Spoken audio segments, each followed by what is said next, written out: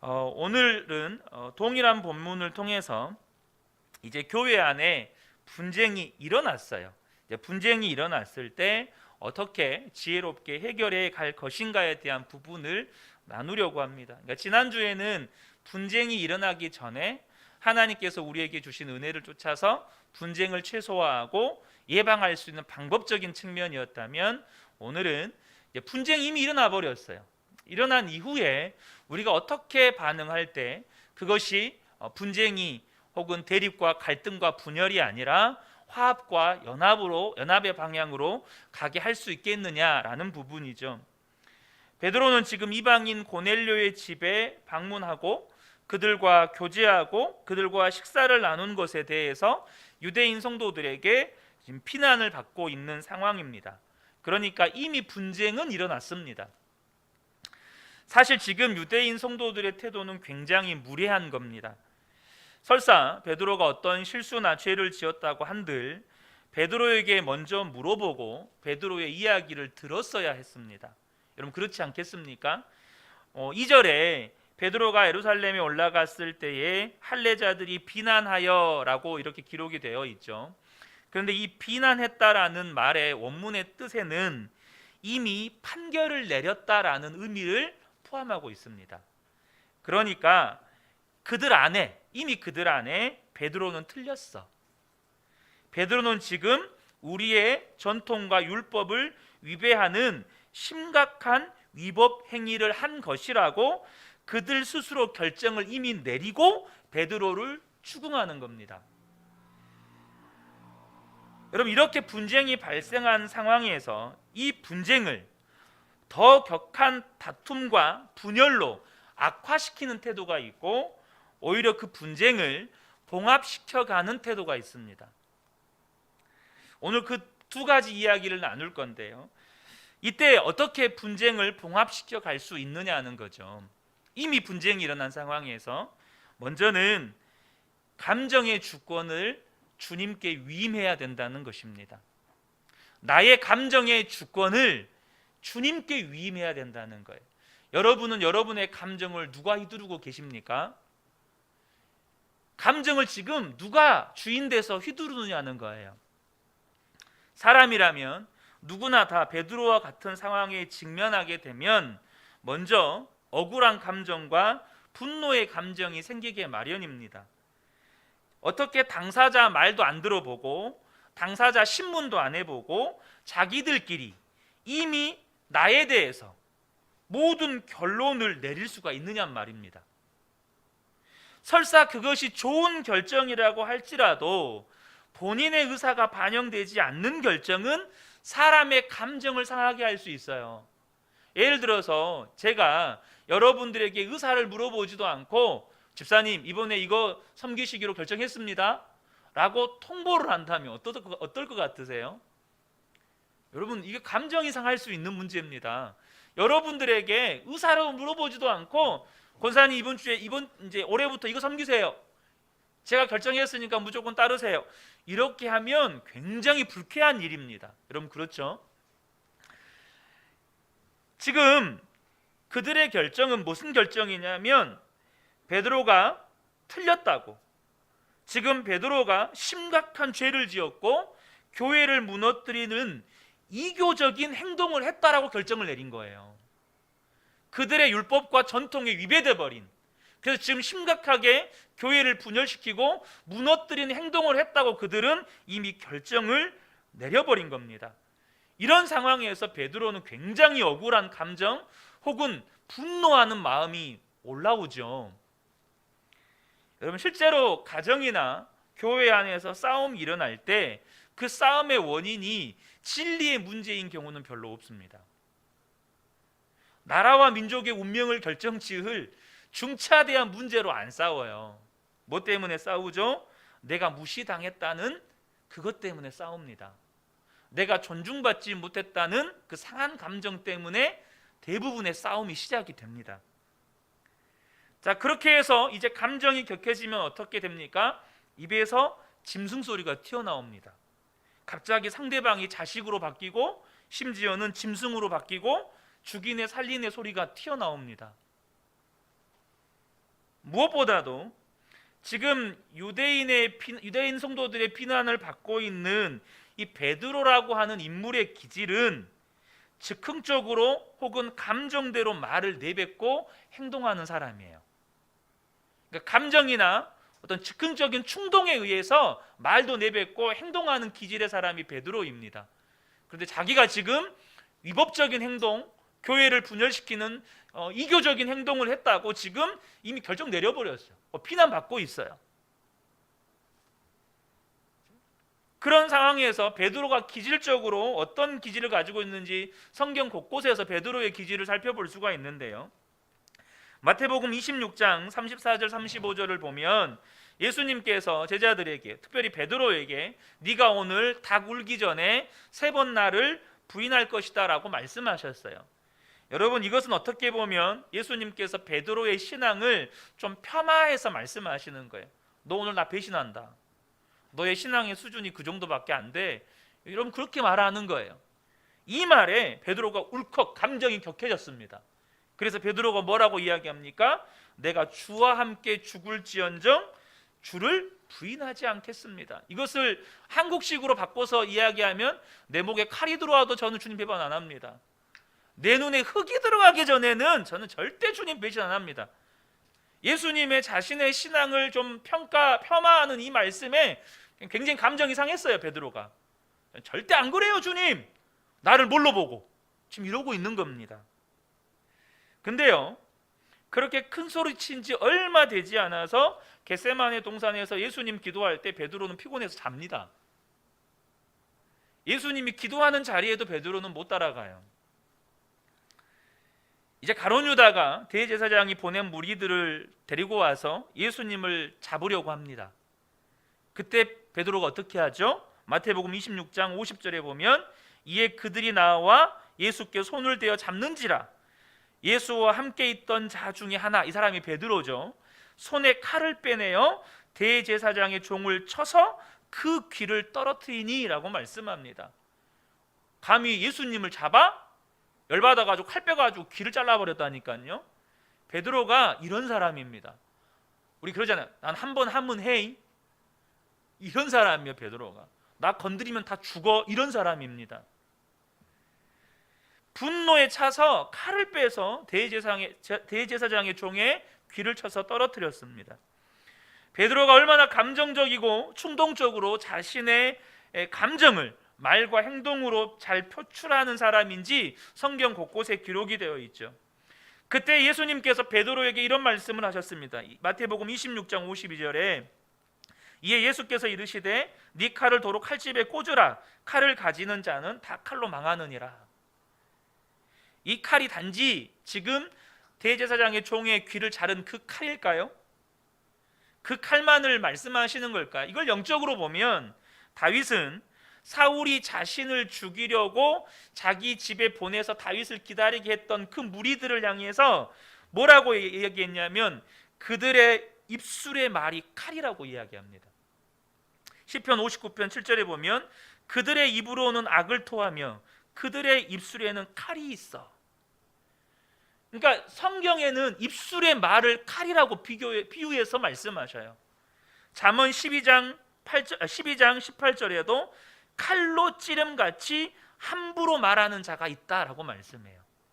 그러니까 입술의 말을 칼처럼 사용해요. 그냥 이게 무슨 수술용 메스가 아니라 전쟁에서 사람 죽이는 칼처럼 입술의 말을 사용하는 사람들이 있다는 거예요. 주님이 칼을 가지는 자는 다 칼로 망한다, 이 말은 입술의 말에 분노를 담아서 그것을 칼처럼 사용하면 그 분노의 감정으로 인해서 망한다는 거예요. 자, 그런 기질의 베드로입니다. 그런데 본문을 보면 베드로가 유대인 성도들에게 지금 그런 대우를 받았는데 베드로가 분노의 감정에 휘둘리지를 않습니다. 너희가 나한테 지금 뭐라고 하는 거니? 지금 내가 이교적인 행동을 했다고? 막 분노해가지고 치를 떨면서 막 분노해서 말하지를 않아요. 자기 자아에 휘둘리지를 않습니다. 어떻게 그럴 수 있었습니까? 베드로는 자아의 죽음을 경험한 사람입니다. 그렇게 자기 힘으로 주님이 죽는 자리까지 따라가겠다고 큰소리쳤던 베드로가 예수님이 보는 앞에서 예수님을 저주하고 부인했던 실패를 경험한 사람이에요. 자아의 실패를 경험한 사람이에요. 베드로는 예수님과 함께 자신도 죽었다는 걸 경험한 사람이에요. 그리고 부활하신 예수님을 만납니다. 그 부활하신 주님과 갈릴리 호숫가에서 깊은 만남을 가져요. 그리고 이제 베드로가 철저하게 나는 죽고 부활하신 예수님의 생명으로 사는 사람이 되었습니다. 이제 더 이상 육신의 감정의 종노릇을 하는 사람이 아니에요. 로마서 6장 6절에 우리가 알거니와 우리의 옛사람이 예수와 함께 십자가에 못 박힌 것은 죄의 몸이 죽어 다시는 우리가 죄에게 종노릇하지 아니하려 함이니. 예수님과 함께 내가 죽은 사람은 더 이상 육신의 감정에 종노릇하지 않습니다. 여러분, 부부끼리 다투게 된다면 그 원인이 어디에 있다고 보십니까? 상대방이 나에게 심각한 잘못을 했기 때문입니까? 눈에 보이는 현상은 그럴 수 있습니다. 또 상대방이 나에게 지금 심각한 잘못을 하는 것에 대해서 옹호하는 게 아니에요. 그런데 여전히 내가 육신의 감정의 종노릇 하고 있지는 않은지 살펴보실 수 있으셔야 합니다. 이 감정을 내가 내 멋대로 휘두르고 있지는 않은지는 우리가 살펴보실 수 있으셔야 된다는 거예요. 어제 있었던 일입니다. 어제 제가 아내와 대화 중에서 아내가 저에게 갑자기 자신의 강점이 무엇인지를 저에게 물었습니다. 죄송한 말인데 제가 선뜻 대답을 못했어요. 내가 장점이 뭐야? 이렇게 물어봤는데 제가 선뜻 대답을 못했어요. 그러자 아내가 왜 당신은 나의 장점은 잘 못 보고 잘 이야기해 주지 않으면서 나의 단점은 그렇게 잘 보고 잘 이야기하느냐, 이 이야기를 저한테 했어요. 사실 제가 단점을 일부러 파고들면서 얼마나 실수를 자주 저지르느냐 보자 이런 사람이 아니거든요. 근데 정말 많은 이야기 그 대화 가운데 다양한 이야기들이 있었는데 핵심은 이거였습니다. 오늘 제가 말씀드리고자 하는 건 그 순간에 저의 감정이 불쾌해졌어요.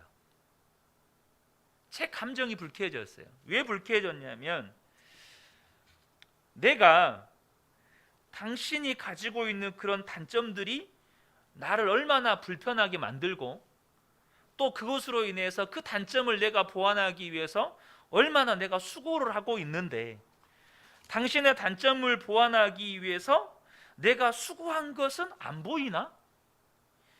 이러한 불쾌한 감정을 생각으로 정리하면 이런 거예요. 이 감정들이 제 안에서 올라오기 시작하는 거예요. 그런데 제가 끊임없이 주님을 바라보고 또 내가 예수님과 함께 십자가에서 죽었다고 고백하고 인정하고 받아들이면서 주님이 저에게 주시는 은혜 가운데 하나가 뭐냐면 부정적인 감정, 예를 들면 분노의 감정, 이 감정에 제동이 걸린다는 거예요. 제가 멈추려고 멈추는 게 아니고 거기에 제동이 걸린다는 거예요. 거기서 저는 또 주님을 바라봅니다. 그리고 거기서 제가 느끼는 제 안에서 육신의 그 분노의 감정을 표출하는 것이 아니고 그 감정을 주님께 내어 맡기고 대화를 시작합니다. 서로가 이해가 되고 납득이 되도록 대화가 되고 그렇게 마무리가 됐어요. 그리고 그 은혜가 어제 이제 다른 아는 목사님 부부하고 교제를 했는데 그 목사님 부부하고 이렇게 대화를 나누는 가운데에서도 그 은혜가 쭉 이어지는 거예요. 어제 늦은 시간에 집에 돌아왔거든요. 집에 돌아오는 길에 차 안에서 아내와 대화를 하는데 그 은혜가 쭉 이어지는 거예요. 오늘 새벽 예배가 끝났어요. 새벽 예배 돌아가는 중에 또 아내와 저의 대화 속에서 까딱하면 서로에게 분노를 자극할 수 있는 말들이 나왔어요. 그런데 거기서 분노가 우리를 주장하거나 우리가 분노의 감정의 종노릇이 되는 게 아니고 거기서 또 그 은혜가 이어지는 거예요. 그러니까 내 마음과 감정과 생각의 주인이 주님이심을 인정해 드릴 때마다 거기서 화합이 일어나고 이해가 일어나고 은혜가 임하는 거예요. 이거 어차피 제가 우리 아이들 보는 앞에서 있었던 일들이니까 뭐 거짓말로 말할 수도 없어요. 아빠 또 거짓말한다 이렇게 말할 수가 없어요. 아이들 보는 앞에서 있었던 대화니까. 사랑하는 성도 여러분, 여러분의 감정의 주인이 누구신가요? 여러분의 감정의 주인을 주님께 위임해 드리세요. 내 감정의 주인이 주님이십니다. 내 마음, 내 생각, 내 감정을 다스리시는 분이 주님이십니다. 전 더 이상, 여러분 꼭 이거 아셔야 돼요. 내 마음대로 감정을 휘두르잖아요. 근데 그것이 내가 주인 돼서 감정을 휘두르는 게 절대 아니에요. 내가 감정의 종이 되는 거예요. 그 감정이 나를 휘두르는 거예요. 그래서 그 감정이 주님이 주인이시라고, 내 마음과 생각이 주님이 주인이시라고 주님께 내어드리는 거예요. 여러분, 그건 사실이에요. 원래 주님이 주인이 아닌데 어거지로 주님 어쩔 수 없이 내가 드림, 이게 아니라 이미 주님이 우리의 주님 되실 때부터 주님이 내 마음과 생각과 감정의 주인 되셨어요. 그것을 인정하라는 거죠. 이제 베드로가 유대인 성도들의 비난에 변호를 시작합니다. 그런데 이 변호를 우리가 잘 살펴볼 필요가 있어요. 5절을 보겠습니다. 5절부터 이제 베드로가 변호를 하는데 그동안에 있었던 일들을 쭉 이야기하는 거예요. 이르되 내가 욥바시에서 기도할 때에 황홀한 중에 환상을 보니 큰 보자기 같은 그릇이 내 귀에 매어 하늘로부터 내리어 내 앞에서 드리워지거늘 이것을 주목하여 보니 땅에 네 발 가진 것과 들 짐승과 기는 것과 공중에 나는 것들이 보이더라.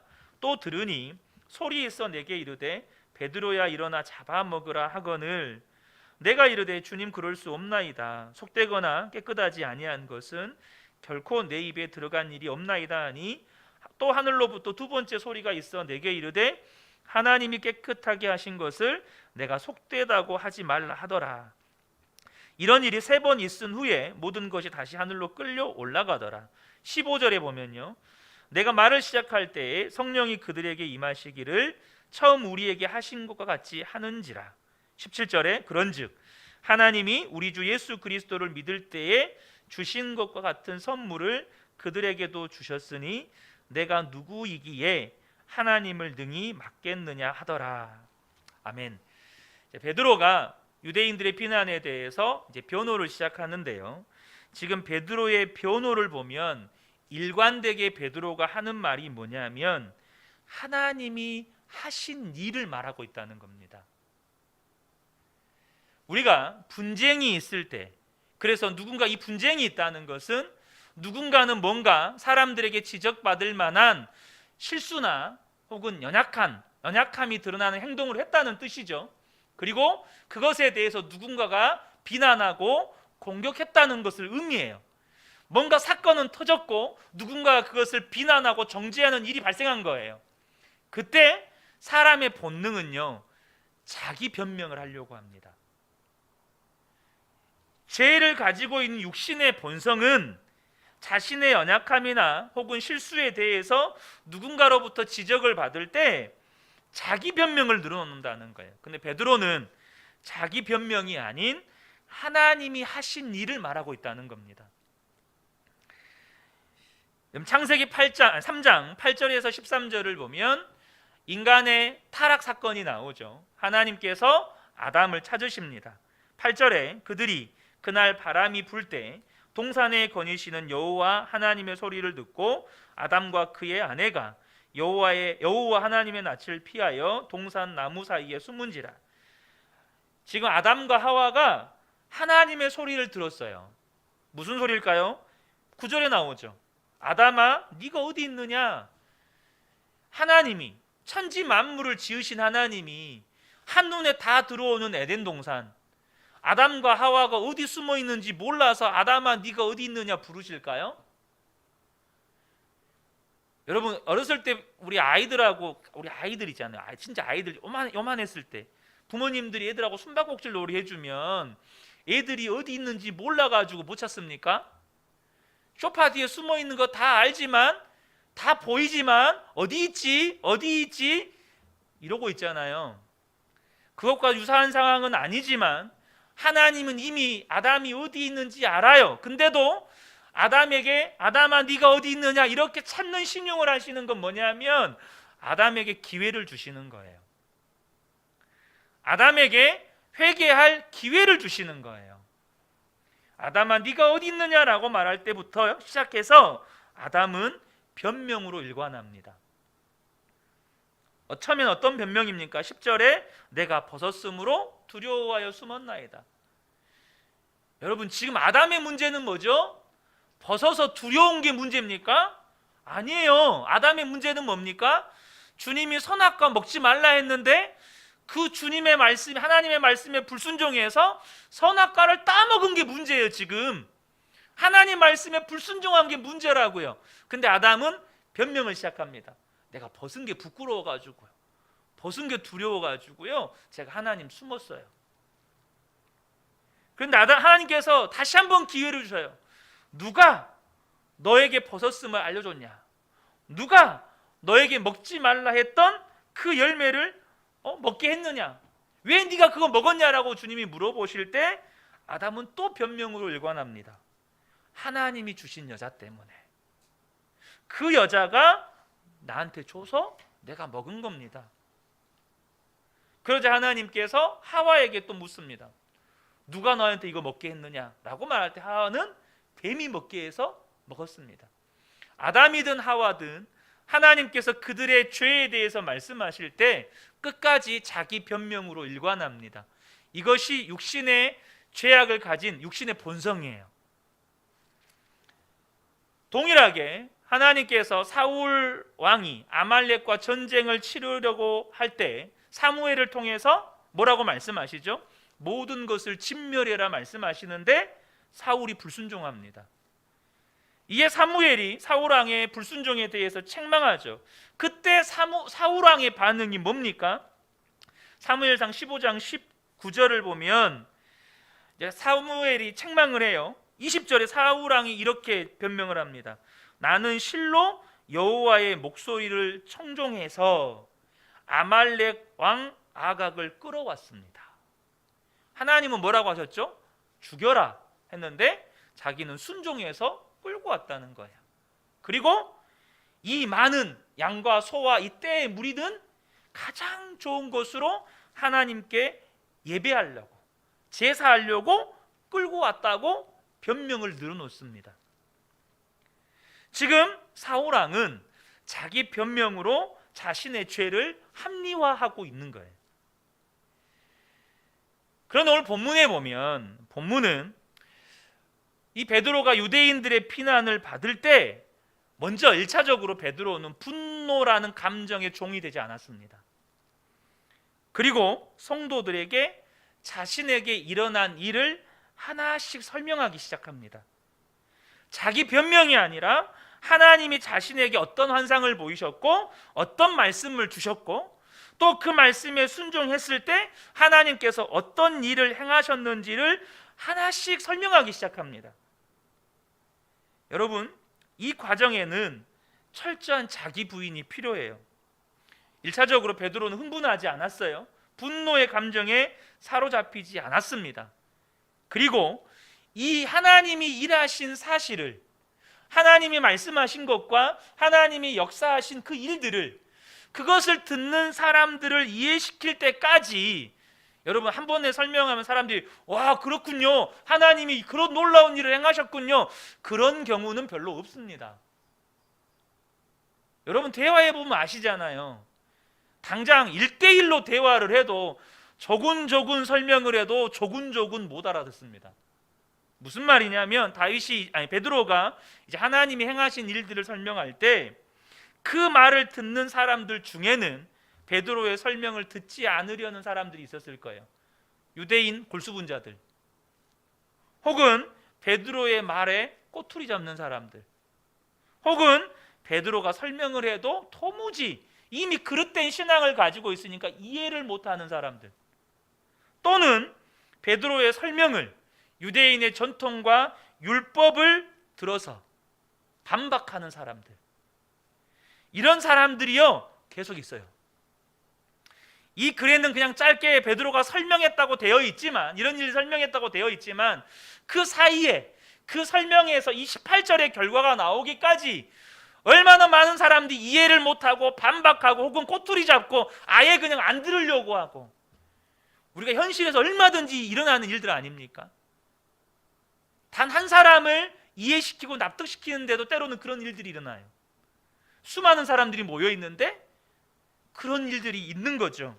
자, 베드로가 그런 상황에 직면했을 때 과거의 자기 모습, 그러니까 예수님이 떠오르고 과거의 자기 모습이 떠올랐을 거예요. 무슨 말이냐면, 예수님께서 베드로 제자들에게 너희는 나를 누구라 하느냐라고 물었을 때 베드로가 주는 그리스도시요 살아계신 하나님의 아들이십니다라는 믿음의 고백을 하고, 예수님께서 그 베드로를 엄청나게 칭찬하십니다.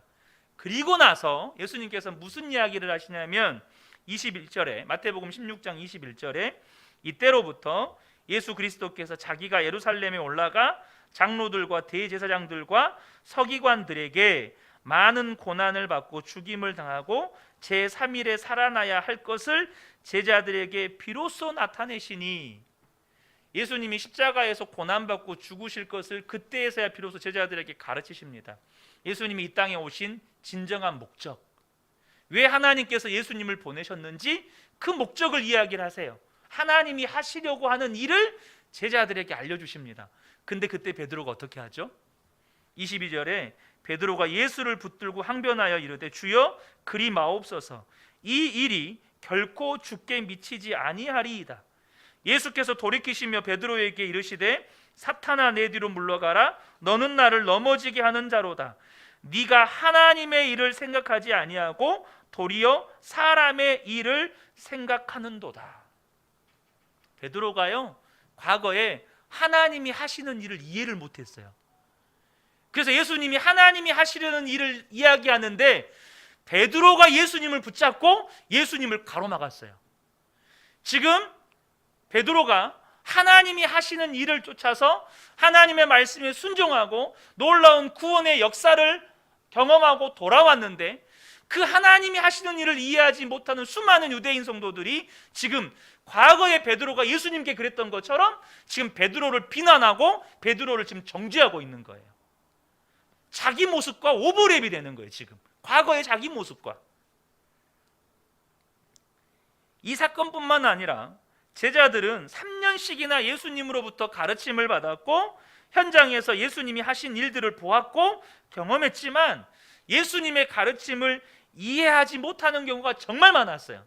그래서 예수님이 제자들을 따로 불러다가 그때마다 하나님이 하시는 일을 설명해 주셨고 가르쳐 주셨고 이끌어 주셨어요. 사랑하는 성도 여러분, 지금 베드로는 뭐 하는 겁니까? 베드로는요 자기의 자아는 죽었어요. 그리고 과거의 그런 자기를 하나님이 하시는 일들을 이해시키고 가르쳐 주시고 말씀으로 인도해 주셨던 그 예수의 생명으로 사는 사람이에요. 지금 하나님이 하시는 일을 이해하지 못하고 심지어 예수님을 붙들고 항변했던 자신을 하나씩 설명하면서 이해시키시고 가르치시고, 심지어 예수님이 보는 앞에서 예수님을 저주하고 부인했던 베드로를 용납하셨던 그 예수님이 베드로를 붙들고 계시는 거예요. 나는 저들보다 더했지. 나는 오히려 예수님 앞에서 침뱉으면서 예수님 저주하면서 예수님을 부인했던 사람인데 나에 비하면 저들은 양반이다, 양반. 지금 베드로가 그 부활하신 예수 생명으로 사니까 그들의 비난과 그들의 정죄 앞에서 심각한 분쟁이 일어나고, 이 분쟁이 자칫 잘못하면 여러분 지금 이 예루살렘 교회는 초긴장 상태입니다. 심각한 분위기예요. 근데 그곳에서 베드로는요, 하나님이 하신 일을 하나씩 하나씩 이야기하기 시작합니다. 그리고 그 하나님이 하신 일들을 들었을 때 사람들은 결국 하나님이 하신 일에 순복하고 수긍하게 됩니다. 이제 그들이 할 수 있는 일은 하나님을 찬양하는 것밖에 없어요. 18절이 그 분쟁의 결과입니다. 18절에 보면 그들이 그 말을 듣고 잠잠하여 하나님께 영광을 돌려 이르되 그러면 하나님께서 이방인에게도 생명 얻는 회개를 주셨도다. 여러분 한번 생각해 보세요. 분쟁의 현장입니다. 분위기가 살벌합니다. 오늘 누가 떠나도 이 교회에서 누군가는 이 교회를 떠나겠구나. 오늘 교회가 쪼개져도 오늘 단단히 교회가 완전히 쪼개지겠구나. 사람들이 다 그것을 예상하고 있어요. 오늘 한번 교회가 뒤집어지겠다. 그래서 이미 전초전을 시작합니다. 베드로를 반대하는 사람들이 베드로의 행동에 대해서 엄청난 비난을 날립니다.